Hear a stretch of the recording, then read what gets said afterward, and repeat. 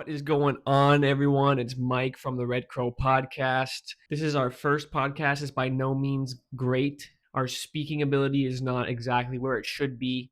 The way that we tackled topics was a little bit immature. We didn't cover the nuances of how we see things. I was debating whether we should upload it or not, but I think everyone's got to start somewhere. As a perfectionist, you have to just put it out there sometimes. I do apologize for the mic quality, specifically my mic. I don't think it was picking up. You'll notice we don't really introduce ourselves. You don't really bring up the topic because there is no topic. There is no introduction. This was just supposed to be the first one just to get our foot through the door no matter how much mud we have to trudge through.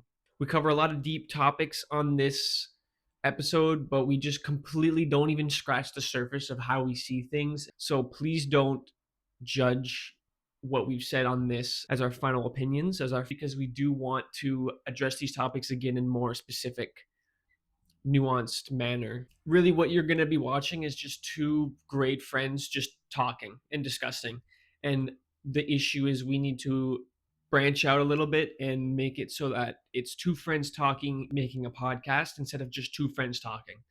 So we have a lot to improve on, but that being said, I hope you enjoy it. I hope you resonate with our message, which is just to stimulate deep thought.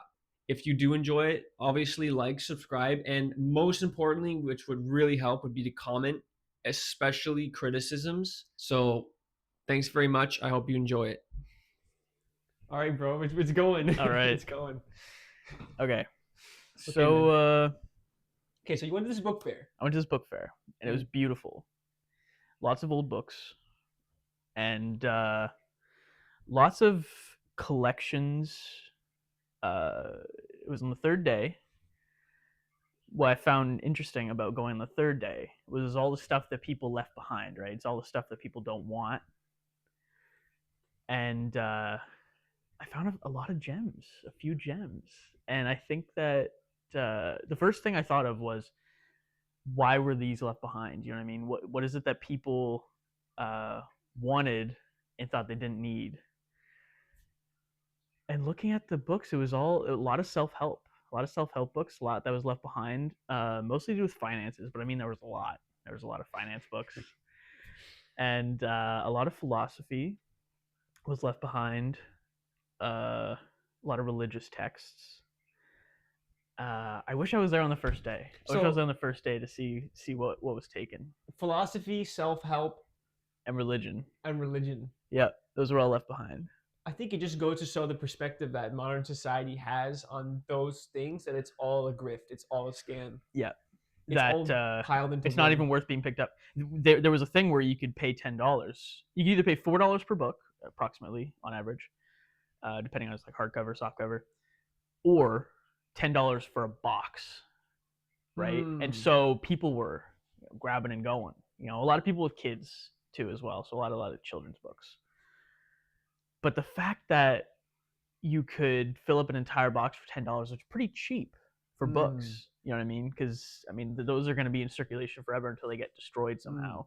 But as long as they're kept in good, pristine condition, they're not going to be left behind. So what's the value of philosophy books? Do you find that you've read a philosophy book, or someone personally who was, they had certain deficiencies, or they weren't successful by whatever parameters you want to set, then they read that book and then they were able to progress in some way? It actually changed them. Yeah, I think you should talk a little louder. Yeah. Me personally, when I read, for example, I read Plato's The Republic. That was interesting to me because a lot of it was, or has been, like fought against, or people have come and said that they don't agree with it. And it's controversial. It's controversial. And when you read philosophy, you need to already go into it with this idea that you could be reading something that, although they build a logical argument, it may be based on something that you fundamentally disagree with. That it's you may have. It's the most important part. It is. The cornerstone, the foundation of their philosophy. Exactly. I think that's what makes it so difficult for me to have a serious conversation with a lot of people is I don't think I have a very common core stone, at least for this country, Mm. core belief system. Like you Do you mean? feel that way as well? I feel as if I have a foundation that isn't completely set yet, Mm. but I love that. You're always continuing to build upon what is truth. What do you Exactly. believe? Yeah, I'm constantly questioning that foundation that I've built, because other people have their own foundations, Mm. and I think you'd be a pretty terrible builder if you didn't ask other people how to potentially more structure build a more foundationally structurally sound foundation. I guess like I think this is really interesting because to you, what's most important is that the house is amazing in the end. You don't mm-hmm. care how long it takes. So, like, Yeah, you as a person, yeah, what you're going to do in your life or whatever it's going to be, fill in the blank, you yeah, want it to be great in the end. You don't care if yeah, you made a mistake in the beginning, you'll correct it. It's not about ego. It's not about, I believe this, so I have to stick to it. It's not about any about that. You'll take as long as you need to build the foundation. Whereas it might be a little bit more common to just rush the foundation, get it out of the way so you can build the house, go move on to the part that you want, exactly. So that would look like someone, let's say you raised in a Christian family in Mm-hmm. Canada and you're Mm-hmm. just, I'm a Christian, that's it. It's the perfect one. It's the best one. There's Yep. nothing even close. But really, they never really questioned it. No. They were raised in it. I wouldn't necessarily say brainwashed. I think that's a little bit too far. I think they just accepted the beliefs of their parents. They can be brainwashed in some Can be. circumstances, but they just accepted it. They made that the foundation, and they built the house off of that. Absolutely. Maybe the foundation is not really what I'm not necessarily saying that specifically a Christian foundation is going to result in a bad It's a life. good example. It's just an example. Yeah. I think I've seen a lot of Christian families where the kid grows up and they keep that sort of core belief, Mm. uh, because for them they saw their parents build a life around that idea, that religion. And so when you grow up, you think, okay, I want to be stable, right? Everyone wants some sort of stability in their life, Keep going. I'm just going to especially check yeah, out yeah, yeah, soon. especially in like a turbulent society that we're in right now. And so if you see your parents grow up and they're happy with the life that they've built, they have some sort of routine. When you grow up, when you're a kid in that type of family, you want that stability. You want that foundation Mm. that your parents have built upon. My issue is I guess the way my personality works is I question why. Why is this the foundation that we are building upon? I see many other types of people that seem to have that same stability. It might look different, but why is this the right one? And Mm. especially if they themselves say this is the right one. Mm. Did you come to that conclusion yourself? If so, what Mm. were your logical reasons? That is my main thesis statement. That's my Yeah. main problem. Did you come to this conclusion yourself Yeah. using logic, experience, trying different things? Yeah. But here's the thing: if somebody is genuinely happy in their life, they're a Yeah. Christian, they go to church all the Yeah. time, they're a good person, reasonably good person. Yeah. Although I don't necessarily believe in good and bad people. Yeah. We can get to that We later. can get But into let's that just later. say Yeah. they're a good Yeah. person and they fit in society and they're good. That's amazing. I love that. That's beautiful. Mm-hmm. There's nothing wrong with this. But Yep. there is something absolutely wrong that I will argue. I will die on this hill. Okay. The Protestant mindset that I see a lot is that Mm-hmm. we are the only ones that are correct. We are the good ones. Mm. We are the main characters. You get main character syndrome. It's almost Absolutely. like we can't make a mistake because we have Jesus on our side and you don't on your side. So we're the winners. You're the losers. Yep. And also you're going to hell forever. I'm going to heaven forever. There's this huge elitist sort of Yes. feeling from it. It's not coming from a humbleness, like we're all sinners God gracefully gifted me with the Yep. ability to be saved from hell. Yep. That's a different mindset. I won't criticize that mindset because I understand it and I respect it. Yep. I don't understand the mindset of, no, I'm the chosen one, I'm the good one, you're the bad one. Yep. And I think I would like to see these people consider that the world is bigger than they think it is. Yep. There's more going on than they in their little bubble where they live. Mm-hmm. Their little bubble may be nice, but there's a lot of stuff going on that Yep. you could learn from. Yep. I think there's a practicality to fear mongering in today's society. So many people are afraid of doing the wrong thing. They're afraid of stepping on the wrong toes. They want the path that has already been tread, you know? And so this idea of saying, I'm right and you're wrong, you're going to be eternally damned if you do not do as I say, that other people have told me to do as they say. As that person hearing that, if you are already afraid, you feel it may be a glove of thorns, but there's a hand being reached out to you to pull you out of that darkness that you feel you're in. And so I understand the practicality on that side, but that's where, as a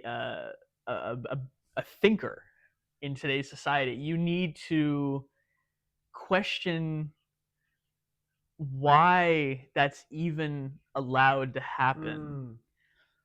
Because I would love to go up to that person that's reaching up for that thorned glove and say to them, why do you feel like you're in the dark?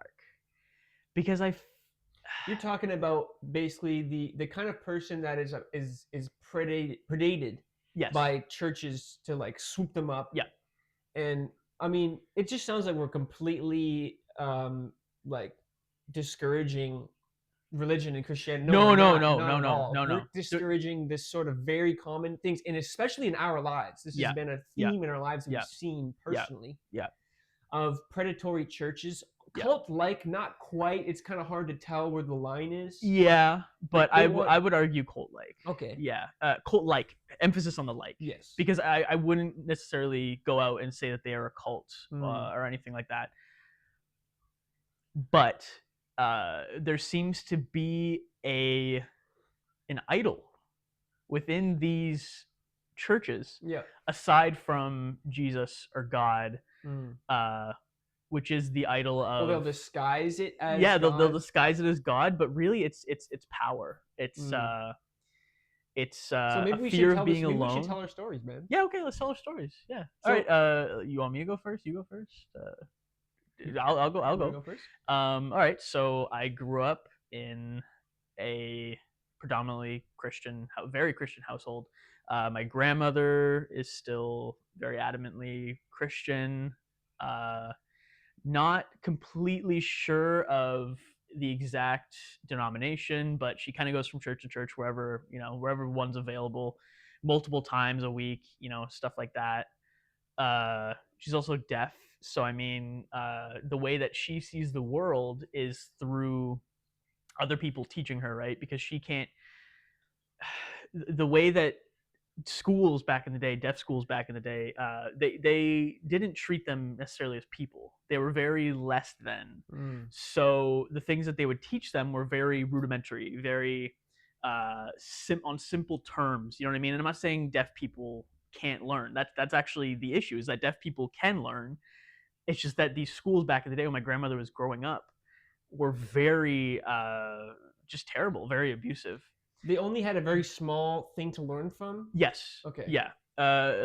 You could only learn from this school, right? And so Mm. whatever this school taught is what you knew, what you That's grew up on. interesting. So then that got passed down to my mom, and I mean, my grandfather even grew up in Catholic schools and stuff like that. So on both sides of my family, I have this predominantly Christian, Catholic, Anglican, like just everything, a little bit of everything, especially from my mom's side. But then when I was growing up, I was introduced to a non-denominational church, and so that's a little bit more freeing, a little bit more accepting of people. There's not as many like rules about how service should look like. It's very opening and welcome.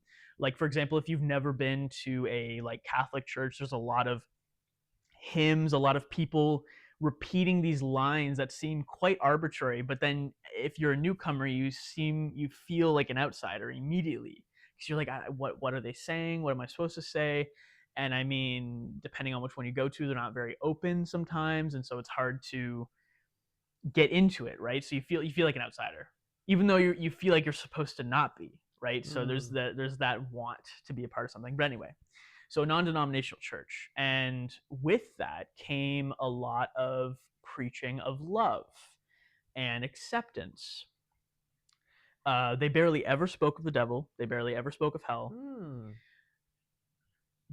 And I think that created a foundation for me to question why the others don't do it like that. Mm. So I was once invited to a church with my grandmother, and we went down to Sunday school. It was when I was quite young. And the first thing that this woman said to the children was, "Have you guys repented of your sins?" To children. And I Mm. thought, like, yeah, okay, like, maybe it's coming from a good place. I didn't quite understand, but it felt odd.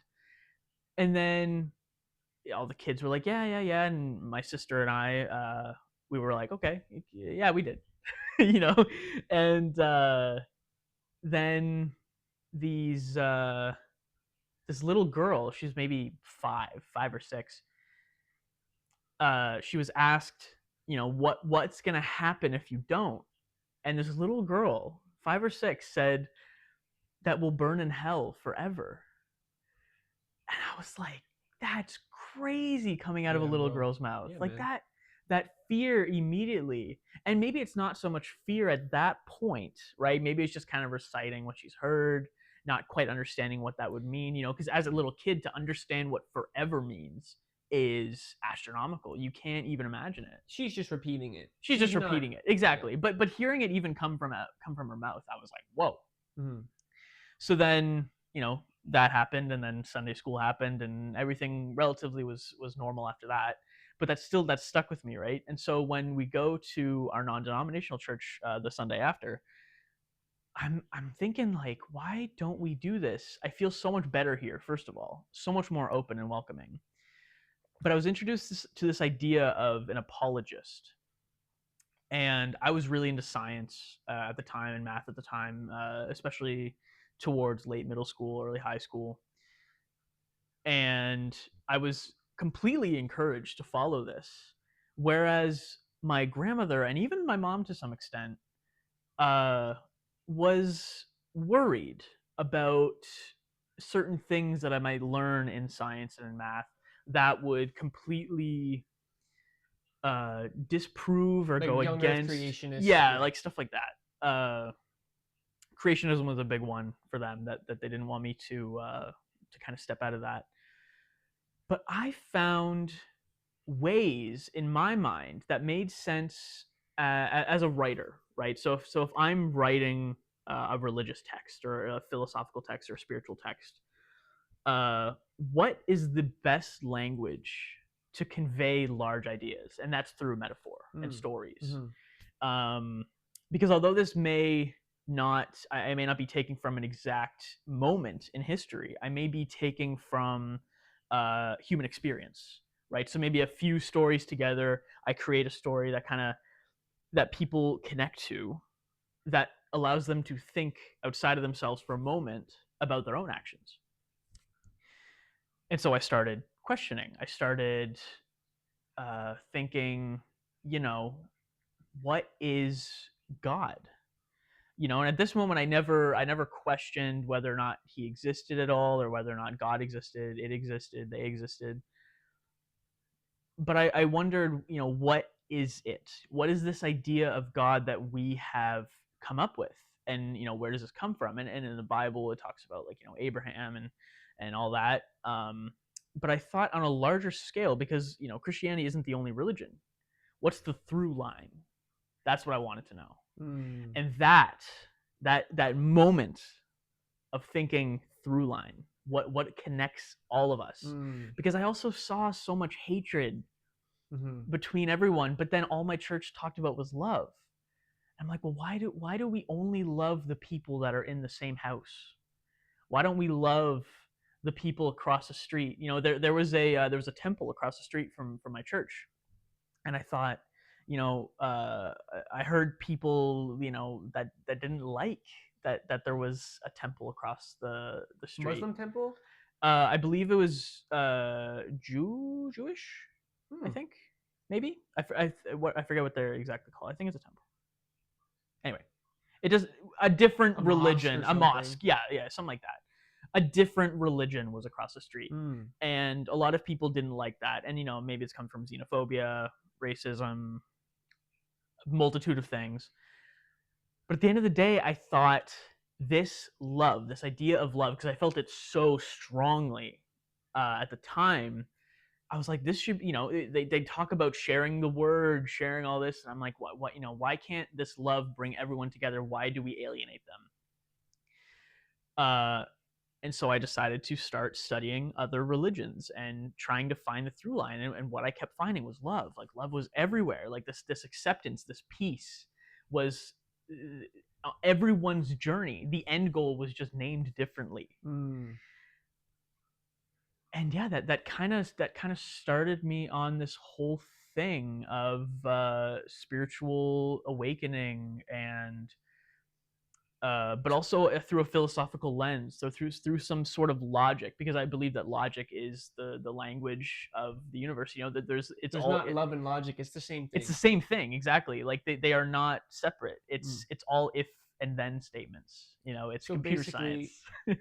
you had this experience in Christianity where you experienced the best of the best and it be like, wow, there's something real here. But Yeah. also at the same time, you experienced the tribalism, Hmm. the I don't know if it's just racism or it's not necessarily racism, but it's kind of It was certainly like a everythingism. xenophobia, like just Yeah. just the fear of an outsider. Yes. The fear that they will come into your house and change you in some way, or I don't even know, Corrupt. corrupt. Yeah. Yeah, some fear of corruption. But I mean, if you look at it, there's corruption, everywhere. But that's neither here nor there. It's So the human. It's the human condition, it's the bro. human condition, exactly. Yeah. So what about you? What about you? Well, I was raised a lot more strictly than you were in Hmm. terms of Christianity. Yeah. As far as I know. Yeah. Did you have to go to church like 2, 3 times a week?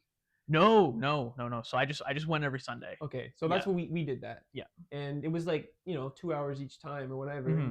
there was a drive. It wasn't a little thing. Like it was Thursdays and then Saturdays and Sundays, I think. Wow. And we went to a lot of conferences. So we would travel around, Yeah. going to different ones. They're highly Protestant. They don't have any like crosses or anything. Like you're not allowed to wear a cross and stuff like that. So you said you didn't hear too much about hell or the devil or whatever. Mm. Not this case. Yeah. Not so much the devil, thankfully, because that is to me is like an even more toxic belief. But Yeah. the belief like hell was like every day. Every day you'd hear Yeah. about it. It was on the big banner we'd have in the back, a big sign. If I choose to edit in the podcast, I'll put it. They had this Wow. big banner of all these paths you could go in life, and then it ended up in hell, like the lake of fire. And That's so so I'm a interesting. baby in a stroller, bro, Yeah. and they're like preaching me these huge topics that I don't think they understand. No, I don't think. I really believe that they do not understand what they're Hmm. talking about, and they're preaching about it to a child who can't even speak English yet, day in day out, weeks, every day. Anyway, so Yeah. uh, like they would be quick to advise parents to just just kick them out. Like Wow. it was very intense. But what by the time I was like 10 or 12, 13, my father passed away, and we were no longer going to the church. Yeah. We moved away and did other things. Yeah. And so I missed the big sort of cult thing. Yeah. But the thing is, I never believed it though. Mm. I never believed it. I remember standing in the hallway once. I could barely stand. I was probably like 4 or 5. Like, you know what I mean? You're just learning Hmm. how to walk. Like Yeah. you barely talk. And I remember hearing them talking about like, oh, you better make sure you're saved or you. And I remember kind of looking around and seeing everyone being very fearful or like very engaged in it. And I remember feeling like I don't feel like these people at all about this. I'm completely Wow. not immersed in this. I just don't believe it. I just can't believe it. I Yeah. didn't feel any way about it. I didn't feel guilty about it. That's what I'm happy about. Mm. I never felt guilty that I didn't believe it, even though I was pushed to my face. Oh, I felt very guilty. I felt Okay. like I was betraying my friends and family because Mm, I built like a little church family. I was in the band. You know what I mean? So mm, I had this buddy named Matt, and shout out Matt. But he stayed there, right? So he's like a youth leader now. I mean, I met my first girlfriend there. That's a whole other thing. But my family was all there. And so when I started questioning these things, I kept it to myself very, very mm. hardcore. Like I'm kind of silently at school learning about science and thinking like, Oh, I was afraid, but I yeah, wasn't. I wasn't guilty mm, because I didn't. The programming of hell, you can't run away from that. You're gonna get indoctrinated into that belief that it exists yeah, if you're around it that much. yeah. So that was the fear of that was there, but not the fear of being judged by others because I just didn't believe in their. I just really didn't believe it. I really didn't believe that they were correct. Mm. So I just didn't feel insecure about it. So what kind of started you on? Because now you've explained that you had this feeling where like you're like, no, screw this, Mm, you want to break free. mm. So what sort of path did you then begin following after you're like, I've decided to leave? I the at the so I had a lot of sympathy and empathy for my mom, for the people around me. I always pretend I'm Christian around them, but the thing is I'm a Hindu. I Yeah, believe in God. I pray to God every day. yeah. I'm extremely spiritual, religious person. So I'm not pretending when I talk to them about God will take care of it. God's leading my life, all this stuff. I believe it. It's true. I'm Mm-hmm. just pretending that I'm on their side. Yeah. I'm sort of appealing. I'm what's that word like uh pandering. Pandering. I'm Yeah, pandering. yeah, So yeah, like, yeah, it's not quite honest, but it's what I have to do. I'm not going to set up an argument that's going to get nowheres. yeah, They have no tolerance for my yeah. religion. Exactly. So so they so I have a lot of empathy and sympathy for. Well, if my mom really believes that if I'm not Christian, I'm gonna go to hell forever, she really believes that. Am I gonna really tell her that Mm-hmm. I'm not Christian? Like she's Yeah, not gonna be able to sleep at night because she really believes it. yeah. So I'm gonna, leave it be. Same with my family, talking about my sort of spirituality and how just open it is. And I certainly I'm kind of this spiritual floater. Like Mm, I'm kind of doing my own thing. I don't really necessarily have one specific religion that I'm following. It's just kind of I'm a truth seeker, I guess. Like mm, I'm trying to figure it out, and I think that everyone's kind of figured it out a little bit. mm, And so that's kind of what I'm trying to find. Maybe one day I'll find one and I'll settle. mm, I'll find a nice little meadow that people have tilled quite mm, well, and I'll give myself a name. But for now, I'm just kind of a spiritual mm, person.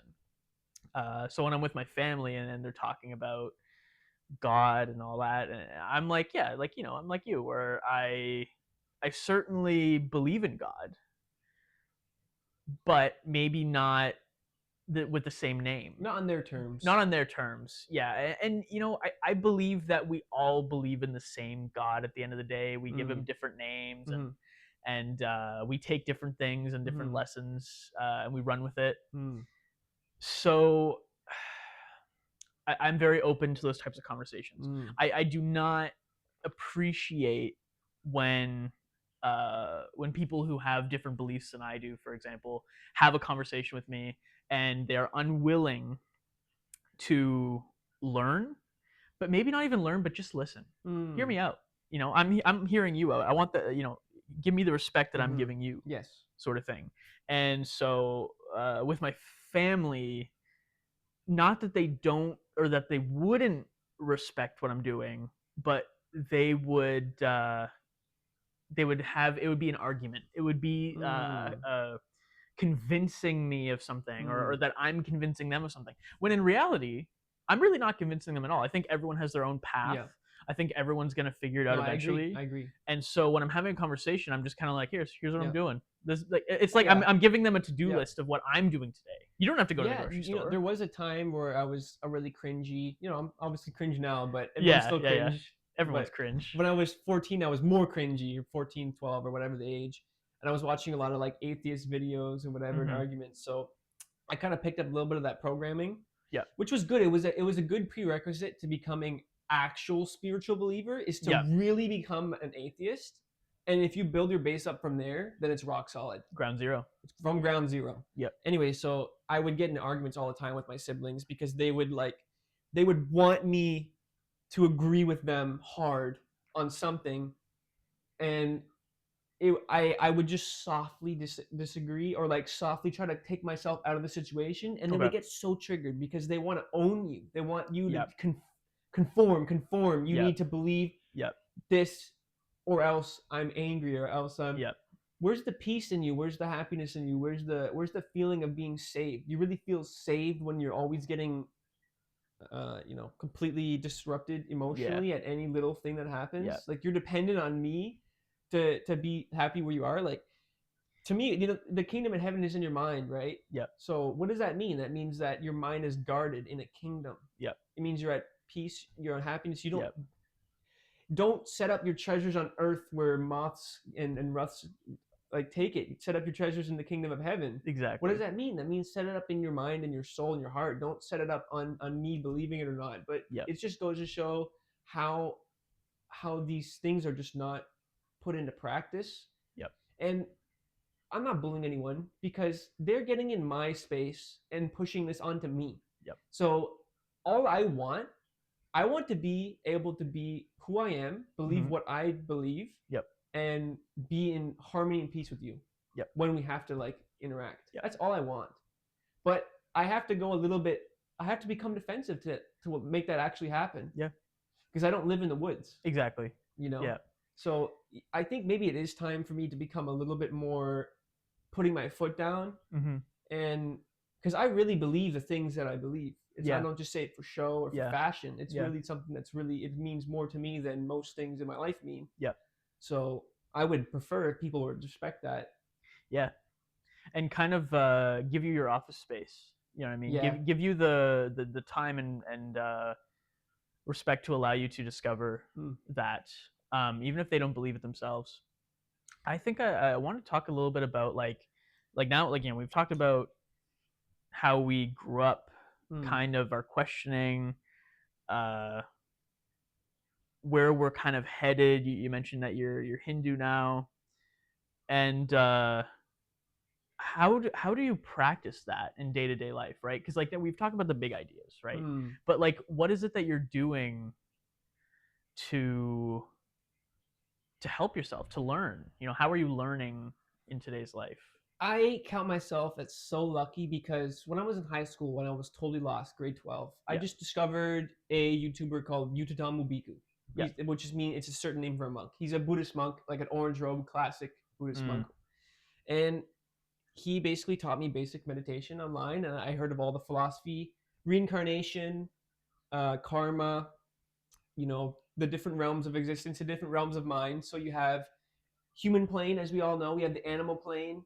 Then there's hungry ghosts, which is like, oh, well, what the fuck? What was that? But I'll explain that one. I'm gonna list all six and I'll explain it. Hungry ghosts, and there's demons, there's gods, and there's demigods. Okay. So it's like, well, what are these things? Well, you've actually experienced all of them already. Being a human, communicating with somebody, connecting, loving, that's a human thing. Okay. God, being charitable, being providing for people, just being selfless. You are a god in that moment when you genuinely do something out of the goodness of your heart. It's very rare that we do that, but that's when you're being a god, basically, and you feel that amazing feeling that you get to feel, like divine love. Demon, when you hate somebody, you're in hell. When you're hating somebody, you really hate somebody in the bottom of your heart, you're in hell at that moment. Absolutely. And animal, craving junk food, like gluttony, is an animalistic thing. Addictions to sex, addictions to drugs would also be an animalistic thing. On the borderline of like the demon, but not quite. It's more like human. The flesh. The flesh. The flesh. Yeah. That's the human. That's the animal realm. Okay. And demigod realm is like you're building. You're building your life. You're building. So like the demigod is like it's kind of good, kind of bad. You can't know it's because it's you're working. Yep. It's like a little bit. I don't necessarily understand the philosophy of that realm completely. Yep. The other ones I feel I have a more solid grasp. And the hungry ghost.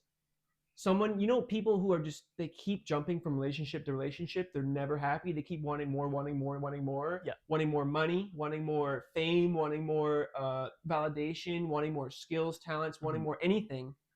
They are in the hungry ghost realm. They'll never be satisfied. Their bellies are huge and their mouths are small. That's what the ghosts look like Interesting. when they're depicted in art. So Okay.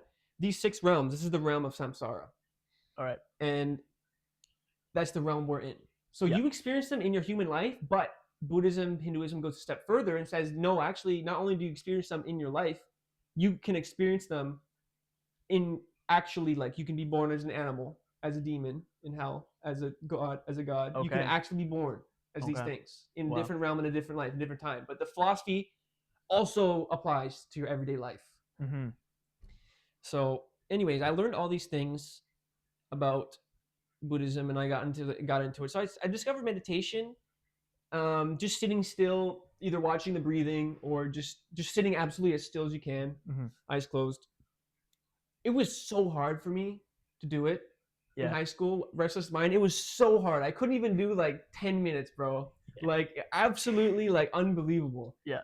And a year went by or whatever, and I was just barely able to do it. Like just not being very experienced, very very like not being very disciplined about it. But my life, at least in the inside, I felt like it was falling apart. In reality, it wasn't. I was just a regular teenager graduating through high school. But in my inside, I felt like my life was completely falling apart. So I decided I need to take this seriously. Buddhism says if you meditate, your suffering will go away. Why don't I try this out? There are billions of people that believe this. I should try it. Yeah. So I remember praying one day. Well, I had a huge episode. I wanted to be Christian so bad because Christians, I wanted to believe it so bad, and I really, really put myself really believe it. I went to the Orthodox route, the Protestant route. I entertained the Catholic route, like all these different routes. I really tried. I really honestly tried, but I couldn't believe it.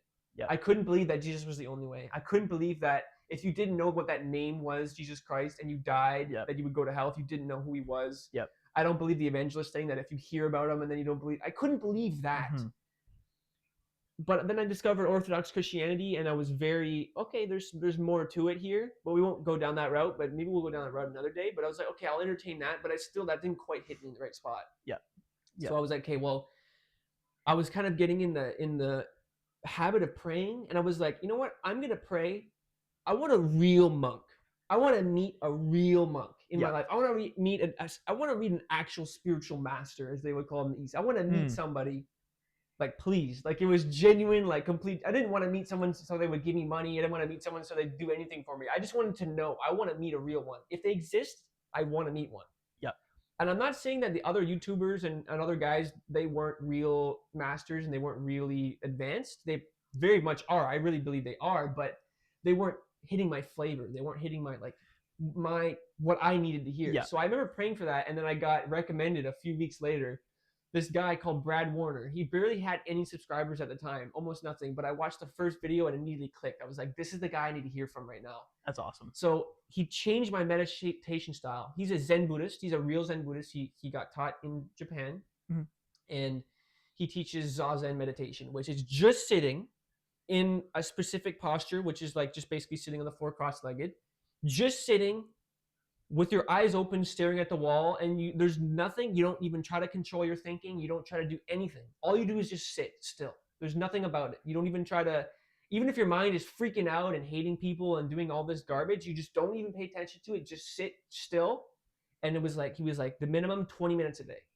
Interesting. So like I did it for a year, never missed a day, 20 minutes a day. You know what I mean? I was like, I need to do that. Beautiful. And I started to fall in love with it more. So I did more and more. I felt that when someone was screaming at me, because I've worked at terrible working environments as a carpenter in construction. People they just hate you for no reason. They hate everybody for no reason. Exactly. So they'll scream at you. They'll call you out. Even if I made a real mistake and it was my fault, fine. But they would really, they would really give it to you, but I felt like I had an inner calm that was strange, like a stranger to me, that I didn't have before. Interesting. Like an inner calm would be like, okay, I'm just going through it. You know what I mean? I'm just watching it Yeah. happen. Yeah. Like you're not even really there. It's like this is just happening to this body right now. The gift of detachment at the right time, and as soon as Yes. it's over, Yeah. I'm come back to normal.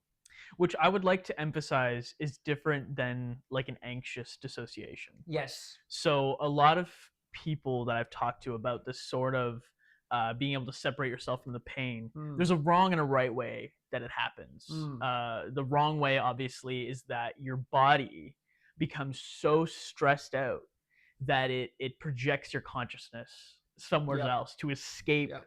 the suffering.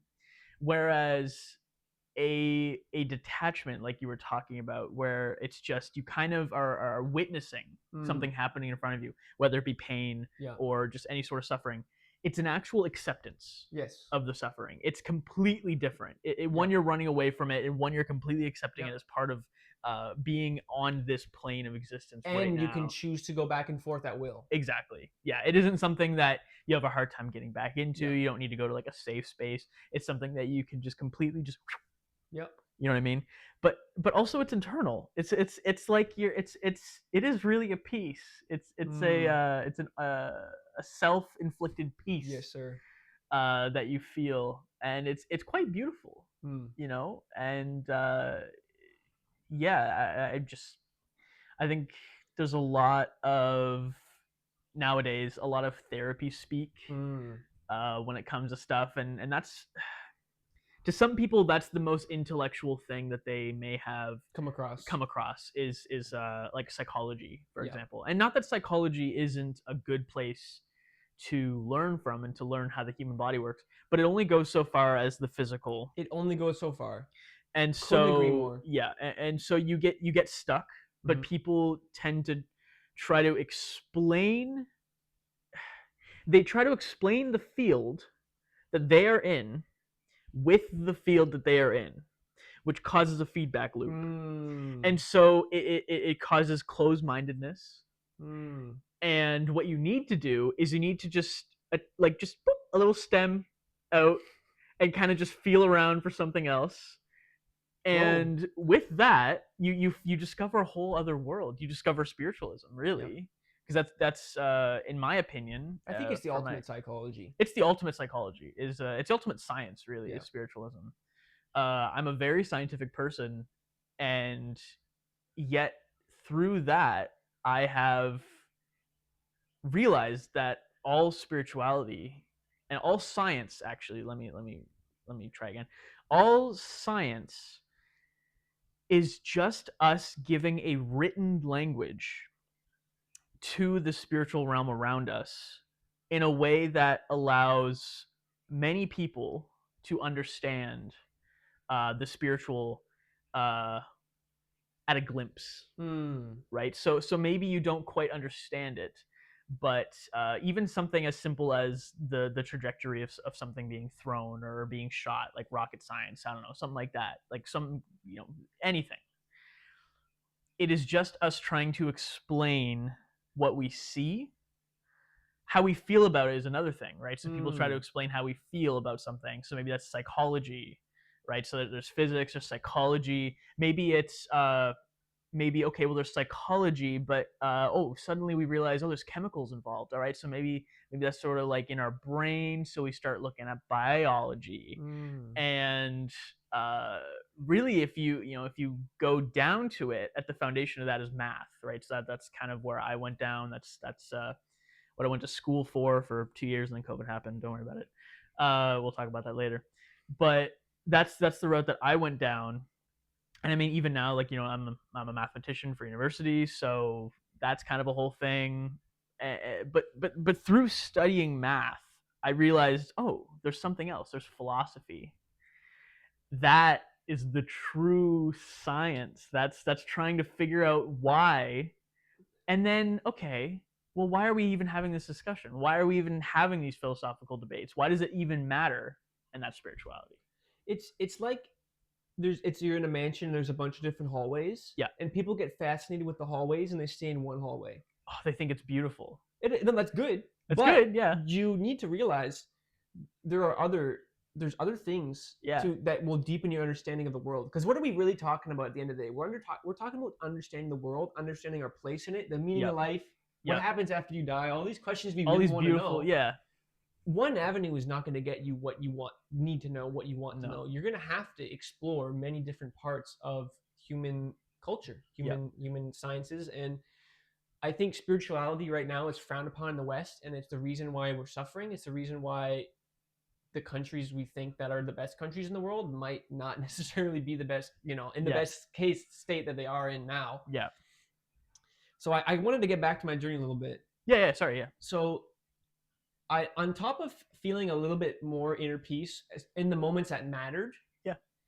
I also felt like my desires as a person, like cravings for food, cravings for money, cravings for material success, cravings for validation, I felt them going down by like 10%, Okay. 10-15%. Yeah. Same thing with anxiety, 10-15% less. Like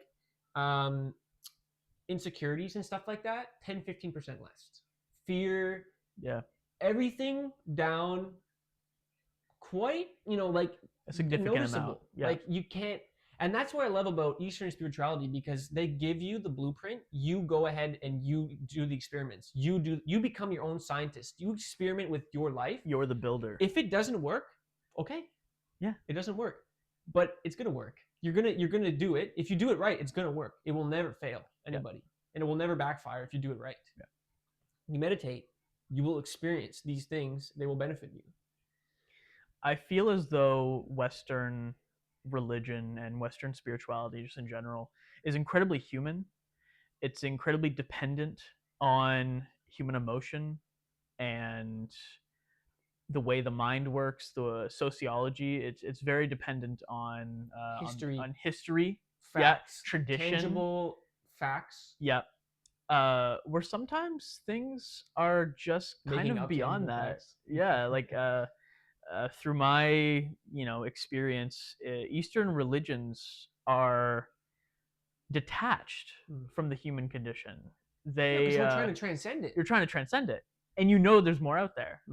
I think anyone honestly has an ability to feel it a little bit, at least open up their mind to it.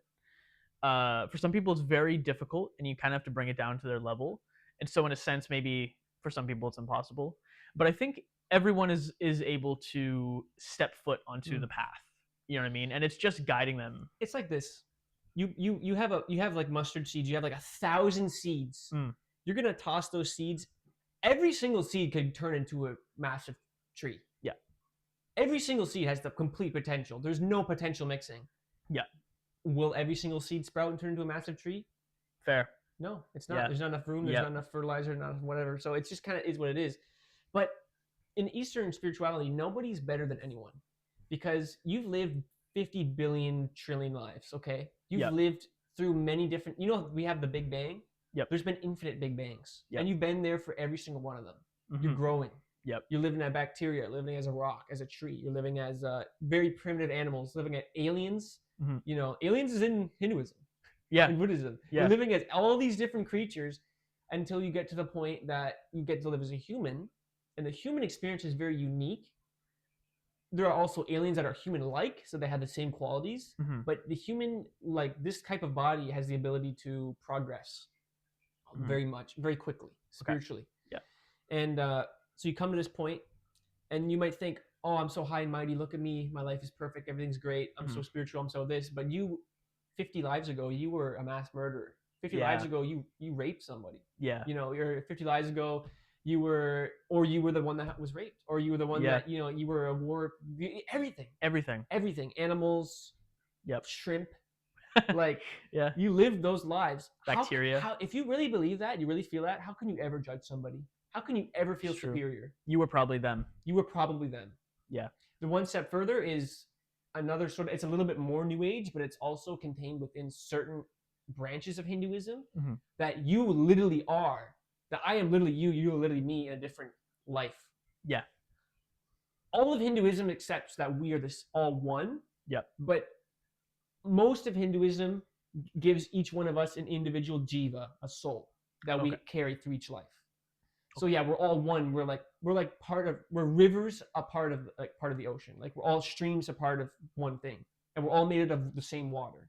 So in the traditional sense, would you say that there's kind of like this aspect of time where you cannot have two Yes, souls existing at the same time, that's the like, or the same yes, soul existing at the same time? It's yes, it's all kind of like there's the one, and then it's all kind of converging yeah, into that. Okay, interesting. But then the new one is like time is kind of separate from, because I mean time is an experience that humans kind of yes. feel like on in this realm. So I mean, you could kind of have them at the same time, but it's all the same thing. That becomes it is so fascinating. But I think when you believe like that, it won't be as helpful for you right now, because Okay. for me to believe that we come from the same source, but we're separate, I might treat you a little bit more fairly, in Mm, a way that we are one but also separate, than if I did we are all one. I own everything. I am, I'm the one soul. You interesting. might get a little bit carried away Okay. with the way that you act in life. Because also, what does that mean, right? So that means that, because to my understanding, you've experienced a different life than I have currently, Mm. and so in that, am I like, have I experienced what you're experiencing? Mm. But then in that way, like, is there even more to learn if I'm already learning it right now? Like, I think that's what it's very interesting, intellectually stimulating to sort of think like that. But will it really result in like you? Because so you might need a stronger foundation you might before need moving a on to I that think step. so. Yeah. I'm choosing not to. I don't want to move on to that part. I Yeah. kind of see that as a more advanced way of looking at things. Hmm. I think a lot of people start with that. I Yeah. think that's destructive. Okay. So I like to think the traditional model, the karma model, because it helps me to balance my actions. Yeah. Because I have some degree of free will in a way. Yeah. Although I also don't believe that we have any free will, but they kind of both exist Yeah. at the Yeah. same It's time. like you do and you don't. Yeah. You do and you don't. So if I believe that I'm gonna get reincarnated again, and I have to be careful what I do, then I'm probably gonna be better with my acts. Yeah. So yeah. Yeah. When so in this, because I also believe that we're converging into one sort of spirit, I guess, at the end of the day, like one sort of conglomerate. Mm. Uh, when you meet someone that you fundamentally disagree with, how does that make you feel? Me? Yeah. It I look at it like we're all different expressions of God for entertainment. Yeah. It's Okay. all just for entertainment. Nothing in Yeah. this world is for anything more than entertainment. Interesting. Okay. So disagreeing with somebody hardcore is entertaining in some way. Yeah. It's stimulating. Yeah. There's an experience going on that's engaging Yeah. to both parties, Yeah. and there's a link going on, and there's all sorts of brain activity and all sorts of the screen. It's in it. We don't want to watch an action movie where there's no villain. That's true. Yeah. It's very boring. Yeah, it's very boring. I think that's very interesting because I think that speaks to that spirituality being also connected to the science, to the biology of our brain, liking that, the stimulating aspects. You know what I mean? Mm, It makes us go woo. yeah, And that's just fundamentally a chemical thing. You know yeah. what I mean? And but then it's like, where does that come from? Why? You know? And there needs to be a trigger, and I think that trigger is a spirituality. Mm. I think that is the foundation of all, and philosophy is kind of the language that we use to do it, and then the branches of philosophy are the different sciences, and I think that's kind of where we're at. You've always struggled with finding the first piece. Yeah, I love finding the first piece.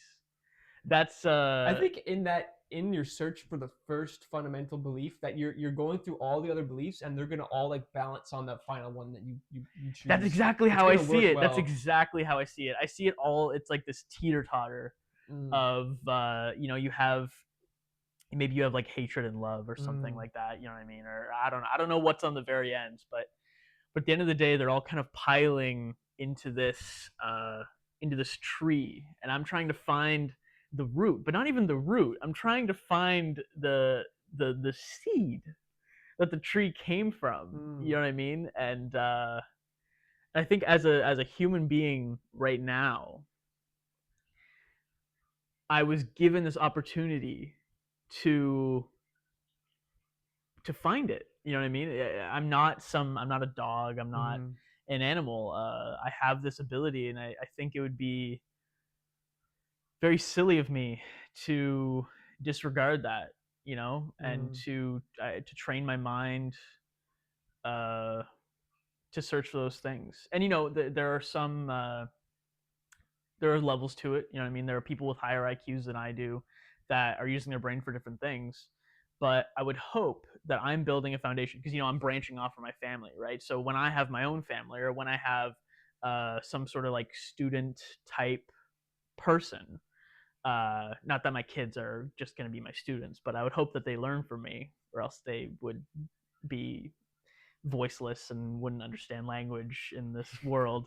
I'd hope that they learn something from me, and that I have begun this journey, and that other to a point where other people can kind of overtake my work. I guess Mm. I see it as my purpose, my work in this life, uh, and that I kind of need to do my best, Mm.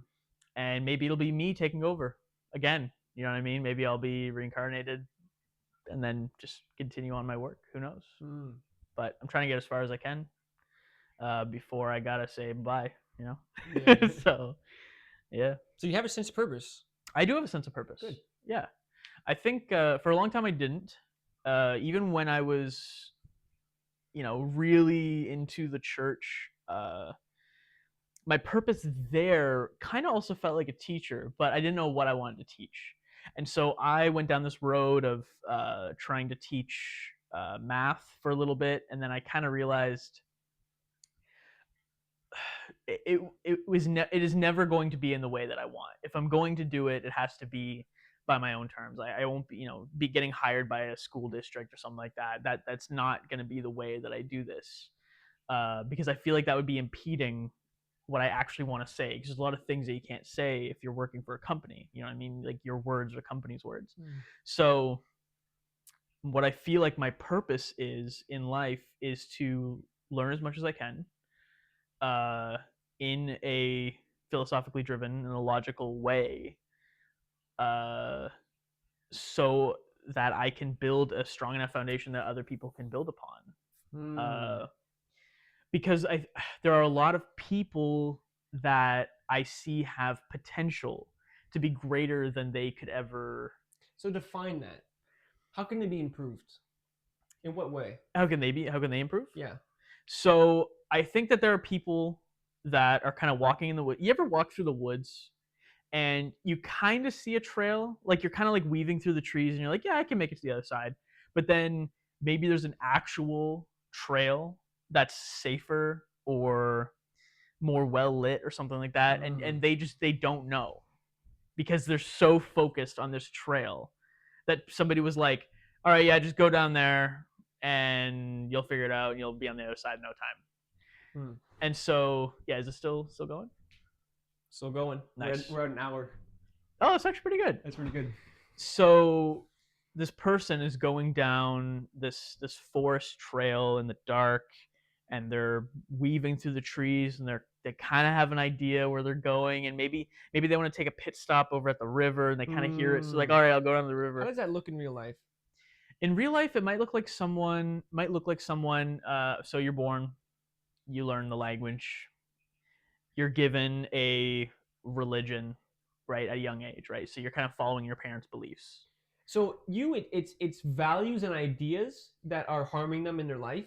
Does it manifest in 3D world that we know in our world, or is it just in their head? So I think it is they're building a foundation for themselves that they feel is sturdy, right? And I'm Mm. not saying that their foundation is wrong, right? Because if it helps them, if it gets them through life, that's fine. But I think there's a different one. And yes, you may have to start at ground zero, but you're going through school, you're in high school, you're told you have to go into a university, you're told you have to, get a job afterwards. And then it's this feeling of there's one path and I have to go down it. And a lot of people will stray from that, right? Like Mm. especially in their later years. And they'll Maybe feel they're like maybe a a little bit failure, rebellious. Yeah. Yeah. even though they're not. They're just who they are. Yeah, exactly. Like sometimes I see people and I'm like, there's so much more to you Like, you are a beautiful than person. doing this. You're like, you are a Exactly. wonderful person, but you And don't fit exactly how other people want you to fit right now. exactly. Yeah. And I would love to be that even a small voice, even a glimpse, of someone just saying like, "Hey, there's more to you," Hmm. and I think you know that, Hmm. but you were not allowed to discover that about yourself, because I think everyone has their own sort of spirituality, even if it's minuscule. You know what I mean? They have a little bit of a ritual, they have a little bit of something, Hmm. but it's that seeking for truth. I think every human is seeking for a truth, a single truth. And an easy way to get that truth is just to listen to what other people tell them, right? So like go to Hmm. university, get a job, retire, have kids, get a wife, get a husband, whatever, and then die. And they're like, that is my purpose. That's the meaning for them of life, is just to make it through. But to me, that's surviving, right? Oh yeah. That's not actually living. I think actually living is having this sense of there's a beauty in knowing that you don't know everything. There's a peace in it that there's more Hmm. than this. Hmm. And in the beginning, you will feel very lost. You want people to seek. That's all you want. I want people to seek. That's really what I want. I don't want people to be stuck. I'm the exact same. Yeah. I do not want okay, here's the thing. If I go up to someone and I'm talking to them and I'm saying what I believe in, I don't want them being like, "Oh, that's the right answer." Yes. I want them to hear what I'm Yep. saying, and from what I say, I want them to take away this. I want them to take away there's more than what I know. There's more than what I've been told.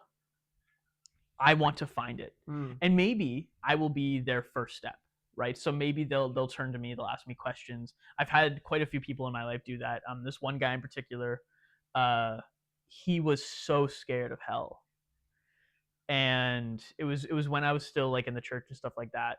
But it was around the time when I started kind of thinking there was more. And he's like, I want to repent for my sins so badly because he believed that was the only way. And I said, like, do you believe though that Jesus like died for your sins? Like, isn't that like what you believe in that, and that you kind of are like you've already been repented for it. You've already done the thing. That thing has already been done for you, actually.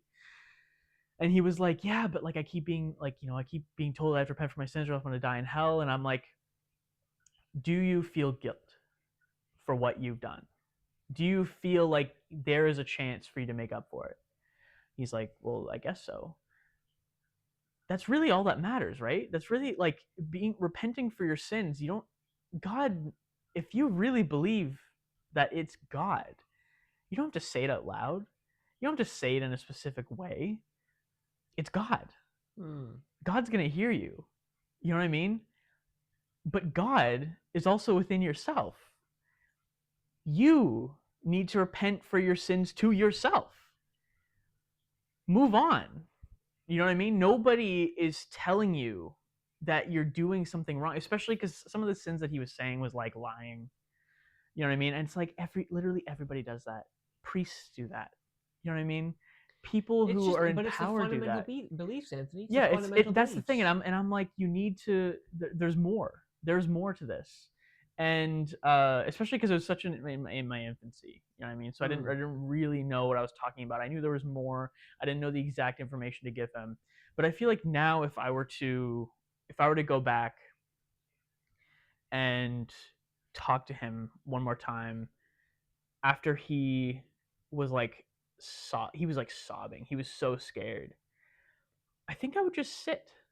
I would let him I would ask him to meditate with me, I think. Find peace within himself And if he really believed that afterwards, that he was going to die in hell, after just seeing that there's maybe another form of peace that you can find that isn't through this fear, that isn't through that one path, I would hope to show him at least a little It's bit. amazing how easily it is to convince someone of that with no evidence. With Oh, yeah. convince someone of those things. Yeah. What a big belief to hold, but it takes no evidence for them to believe it. Exactly.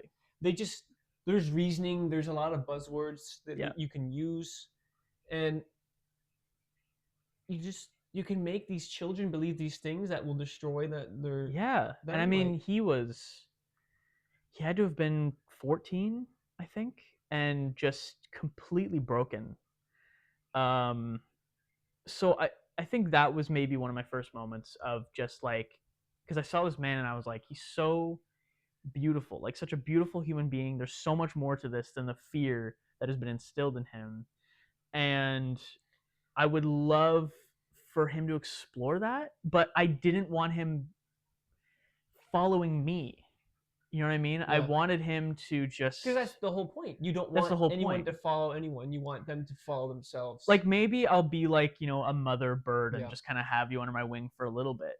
But eventually I expect you to leave the nest. Eventually I expect you to go and find your own flock, your own personal life. You know what I mean? I'm not going to be here forever. I don't expect you to think I'm going to be here forever. I think like in life, there's only two things you can really trust. Yeah. You can trust yourself Mhm. to a degree. If Yeah. you're pure to yourself, you have good intentions to yourself. Like your Mhm. inner self, you can trust, but how covered is it? Yeah, like You how know. how in tune are you with that, Yeah. that inner part of So you yourself? can trust that if you can find it, and you can also, in my opinion, you can trust God. You Yeah. can trust a devata. Yeah. A devata is a personalized aspect of God. In Hinduism, there's Brahman. Brahman is it's all the good, it's all the bad. It's Yeah. before creation, it's during creation, it's after creation. Beautiful. It's everything, it's nothing. It's Yeah. pure light, it's pure dark. Yeah. It's everything, and you can't reach it. Yeah. Brahman is completely beyond, and there's nothing you can do to touch it. Hmm. It's you. It's the things you experience. It's everything. It is conscious. It's not conscious, and somehow it created the universe. Beautiful. Hinduism doesn't claim to know how it did or why it did, but the best explanation it has is it's a leela, it's a play. So basically, we have no idea. It's for fun, basically. You It's know just what? for That's a entertainment. beautiful explanation. That's the explanation. Yep. It just is what it is, Yeah. and it is what it is, and there's suffering here. You're Yeah. basically like shot with an arrow, right? Mhm. Why would you care why you're shot with an arrow? Why would you care who shot you? Why would you care about anything? Just take the arrow out and fix the wound, right? Yeah. So basically, Hinduism is we kind of know who shot the arrow a little bit, Yeah. but really not really. We know how to take the arrow out. That's what we claim. We know how to take the arrow out and patch you up. We know how to end your suffering. Yep. Now. That's beautiful. So Brahman makes everything, and everything is Brahman, but there are things that are more closer to that ultimate principle. Okay. And that is the set of gods. Okay. There are infinite gods. Yeah. They live in a different dimension. They live in a different universe. I don't know where they are. I don't know what they are. I don't even know if you could see it if they were in dimension. I don't even know if sight exists, if senses exist. I don't know. I have It's no just idea. beyond that. I don't even know if the Hinduism claims to know. I think, it's like beyond. Like they're all beyond. Yeah. And all those gods, there's infinite of them. They're all over the universe. They're infinitely pervading. They're extremely powerful. They're one step down from Brahman. Yeah. One of them, there's going to be Shiva. There's going to be, Ganesha. There's going to be all these different Hindu gods, but also Hinduism accepts that the gods that are worshipped in other religions are on that level. Okay. So they're all parts of the ultimate. Yeah. So the ultimate, you can talk to them. You can interact with them. They are real beings, but they're also principles of the universe personified. Yeah. Like Shiva, he is peace personified. He is detachment personified. He is deep sleep personified. Interesting. He is fearlessness personified. He is all-knowing personified. He is infinite goodwill personified. He is auspiciousness, which is basically like perfect luck all the time personified. He's the personification of that energy. Yeah. So we give it that symbol of a human, whether he looks like a human, and he's a masculine force. He has a masculine Okay. feeling to him. But of course, does he have like male reproductive body parts in the dimension he exists? I don't know. Maybe he does. Maybe he does, but maybe it doesn't matter. But maybe it doesn't matter, you know? Yeah. The force is masculine, and it's a form of your consciousness. It's a form of you. So you and Shiva are very much related. Okay. There's like who we are, like consciousness apart from the body. So anyways, you can converse with Shiva. You can spend time with Shiva. What do you do when you spend time with somebody? A long time with somebody, you become like them. Yeah. You pick up their traits. Yeah. So when you worship anything in life, whether it could be porn, you worship porn. If you spend all your time watching porn, in a way you're worshiping porn. And worship is attention and intention. So Hinduism is a technology to become like the gods. Don't you want to be fearless all the time? Don't you want to be courageous? Don't you want to be happy all the time, at peace, make the right decisions, lucky, good-willed, benevolent? Like Shiva's benevolent. Like he helps. He's a helper. He gives boons. He gives blessings. Yeah. To help people. Yeah. And he accepts everyone. He's even the god of the demons too. He's friends with them too. Wow. He's friends with everyone. He is everyone. Yeah. He's all encompasses. So Hinduism. So I don't remember why I started getting this tangent, but it doesn't matter. Basically, keep going. We want to evolve. We want to become better. And Hinduism gives us the technology to become like these beings, or become like these principles, to manifest them in our body, in our life, in our soul, in our spirit, and to unlock those parts of us that are dormant. Because in us is a reflection of the entire universe. In us, there's demons in us, like our awful, most terrible thoughts. There's gods in us. There are absolutely, benevolent acts. There's animals in us, craving. There's everything is available in our body, all those different energies. And Hinduism is, okay, we're going to dull, we're going to block out, we're going to burn up and use up the negative ones, and we're going to exemplify, we're going to basically turn that in and exemplify the positive attributes of us. Okay. Like a vehicle to, we want to evolve. Hinduism is, we want to evolve. Yeah. Become better. Okay. That's such an interesting, to evolve and become better is pretty much what all spirituality kind of aims at, right? It wants everyone to kind of discover themselves, discover for themselves. I detest this idea that there's somebody that knows more than everyone. I think everyone knows a little bit more than the next person, depending on the subject matter. I don't know what it's like to be homeless, so this homeless guy, maybe he's uneducated, maybe whatever. He knows more than me. Experience in is valuable. something. Experience is incredibly valuable. And every soul on this earthly plane right now is experiencing something different. And so they're, everyone's just trying to get to the same place. And we all have different names for it. Some of us are scared to stray from the path that has been set before us. At the end of the day, it's about what feels right to your soul. If you die and you feel this regret, this loss, even though you have everything you'll ever have on your deathbed, there's something wrong. There's a path that was different. And you'll get the chance again. But why not try to discover that now? I think that's really what we're both about, is just seeking. Yeah. We're seekers. Yes. It's good to be on the path, bro. It feels good. The journey is the destination. The journey is the destination. That's yes. I love that. I don't know if I have anything really. You think it's a good time to end the first episode? I think it's a great time to end the first episode. Well, okay. If anybody watched this whole thing, if anyone, thank you, dude. Thank you. Thank you. Thank you so much. There's a lot that I have to work on in my speaking skills. Oh yeah, no, me too. Yeah. So this is good. Just, I think it'd be really nice to have something prepared. We didn't have anything prepared. We just kind of winged it. I think it'd be nice to have something a little written down. A little bit more preparation. Yeah. There's a lot more we have to discuss. We have so much to discuss. I think this episode was certainly just about, like, a little bit about us, a little bit about how we got here, a little bit about religion, our gripes, our likes. Sort of our mission. Like, our mission is very.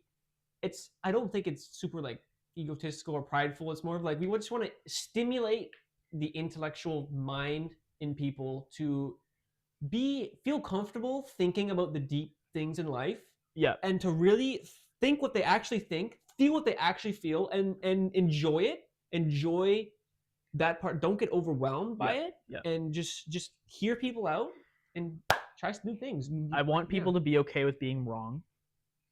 I want people to be okay listening to other people, and I want people to have patience with themselves and others. Mm. I think that there's a beauty in everyone, and I think that Everybody it has is value. everyone has value, Yeah. and I think it's everyone's job to search for that value and to let others know that they have it. Boom. That's my foundation. I think this is gonna be great, amazing, man. It's gonna be First good. episode. Thanks so much for watching. Thank you. It's pretty damn cool.